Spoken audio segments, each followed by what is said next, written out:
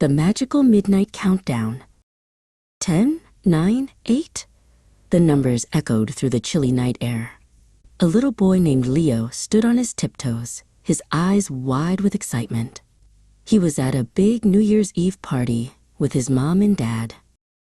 "What is New Year's, Mommy?" Leo asked, tugging on his mother's sleeve. "It's a special time," she said, "when we say goodbye to the old year and hello to the new one." "It's like turning a page in a big storybook," his dad added, ruffling Leo's hair. "A brand new chapter is about to begin." Leo thought about all the fun things he had done that year. He had learned to ride his bike, built a giant sandcastle at the beach, and even made a new friend named Mia. 7, 6, 5, the countdown continued. Leo looked around at all the happy faces. Everyone was smiling and laughing, ready for the new year to start. 4, 3, 2.